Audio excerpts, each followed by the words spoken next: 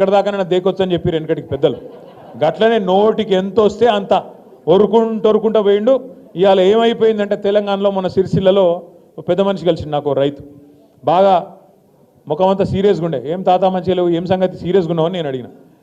ఏం చేస్తాం కొడుక, పాలిచ్చే బర్రెన ఆయనతో పక్కకు పెట్టినాం, తన్నే దున్నపోతుంది తెచ్చుకున్నాం, ఏం చేయమంటావు, గిట్లా అయిపోయింది మా పరిస్థితి.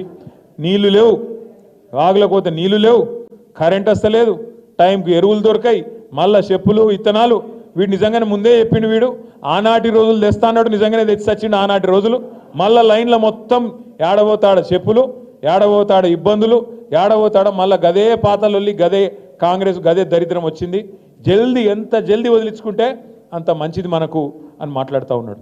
నేను మిమ్మల్ని దయచేసి కోరేది ఒకటే, చూస్తున్నారు మీరు, నిన్నగాక మొన్న ఇక మా గెల్లు శ్రీనివాస్ యాదవ్ ఇక్కడ ఉన్నాడు, తమ్ముడు దగ్గర పోతే తమ్ముడు ఏం చేసిండు, వాడెవడో గిట్టనే తమ్మునేళ్ళు తుమ్మునేళ్ళు అని ఇష్టం ఉన్నట్టు పెడితే మనోడికి ఆయనతో కడుపు మసిలి ఆయన ఇక్కడ ఉన్న వాళ్ళు 10 మంది 20 మంది పిల్లగాళ్ళు ఆయనతో కలిసి ధన్మని పోయినరు. ఏదో కొద్దిగా చిన్న నిరసన కార్యక్రమం చేసి వచ్చిర్రు. చిన్న నిరసన కార్యక్రమం చేసి వస్తే ఆయనతో అటెంప్ట్ టు మర్డర్ కేసు పెట్టి ఆయనను అరెస్ట్ చేసి లోపలేద్దామని చూసిర్రు. కోర్టోళ్ళు ఏమున్నదా ఆయనలో ఏం లేదు, చిన్న నిరసన అని చెప్పి ఆయనతో రిమాండ్ రిజెక్ట్ చేసిండ్రు, తమ్మునికి రిలీఫ్ ఇచ్చిండ్రు. కాకపోతే ఒక 4 తమ్ముళ్ళు మాత్రం 17-18 రోజులు జైల్లో ఉన్నారు. వాళ్ళని కలవడానికి నేను శ్రీనివాస్ యాదవ్ ఇంటికి పోతే గమ్మత్తైన విషయం, శ్రీనివాస్ భార్య ఉన్నది, అమ్మాయి పేరు శ్వేత. శ్వేత మీద కూడా అటెంప్ట్ మర్డర్ కేసు పెట్టిర్రు. ఎవరు? శ్రీనివాస్ భార్య మీద. ఆమె బయటికి వచ్చిందా, నిరసనలో పాల్గొన్నదా ఆమెకు తెలియని కూడా తెలియదు. ఎందుకు పెట్టిరట ఎరికేనా? శ్రీనివాస్ను అరెస్ట్ చేసినాక వాళ్ళ ఇంటికి పోయిరట పోలీసు వాళ్ళు. ఫోన్ ఇయ్యన్నారట. ఎందుకు ఇవ్వాలి, నేను ఇయ్య అన్నది.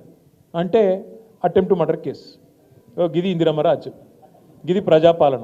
ఒక ఇంట్లో ఉన్న ఆడపిల్ల ఏ సంబంధము లేదా ఆ రోజు జరిగిన నిరసన కార్యక్రమంతో ఆ అమ్మాయి మీద అటెంప్ట్ మర్డర్ కేసు పెట్టిన పోలీసు వెధవల్ని నేను అడుగుతున్నా, మీరు మనుషులా పశువులా అని నేను అడుగుతా ఉన్నా. బుద్ధి జ్ఞానం ఉండి చేస్తున్నారా, లేకపోతే ఉద్యోగం అనేది గడ్డి తిని చేస్తున్నారా అని నేను అడుగుతా ఉన్నా.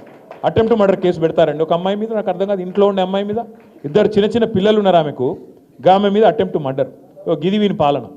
ఇక దీన్ని మనం మురిసి పరవశించి ఓహో ఆహా మొహబ్బత్ కా దుకాణాన్ని మనం సపోర్ట్లు కొట్టాలి. అట్లే ఇంకొక కేసు, నల్లబాలు అన్న పిల్లగాడు ఉంటాడు సోషల్ మీడియాలో, వాని అసలు పేరు శశిధర్ గౌడ్.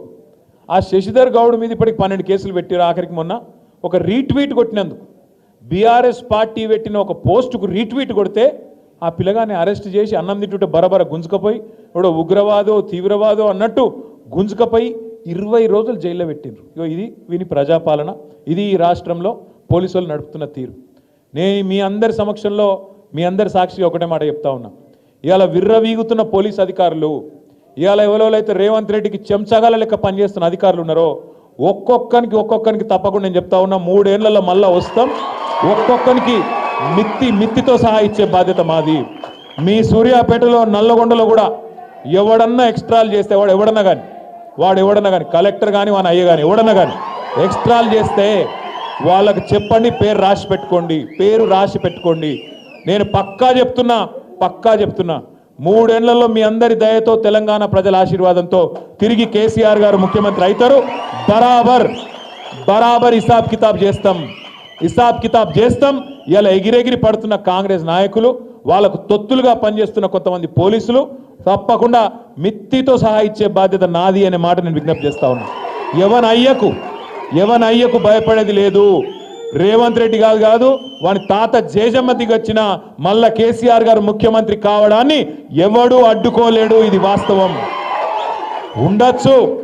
ఉండొచ్చు రేవంత్ రెడ్డికి పైన ఢిల్లీలో బీజేపీ పెద్దల ఆశీస్సులు ఉండొచ్చు. ఇలా కలిసిపోయినారు, ఇద్దరు మంచిగా కలిసి సంసారం చేస్తున్నారు ఈ రాష్ట్రంలో. కాంగ్రెస్ వాళ్ళు బీజేపీ వాళ్ళు చిల్లర రాజకీయం చేస్తున్నారు. నేను అడుగుతా ఉన్నా ఈరోజు బీజేపీ నాయకత్వాన్ని, ఏం అడ్డం వస్తుందయ్యా మీకు? ఏం అడ్డం వస్తుంది? ఈ ప్రధానమంత్రి నువ్వే వస్తావు ఇక్కడికి, ఏప్రిల్ 2024లో డైలాగులు కొడతావు.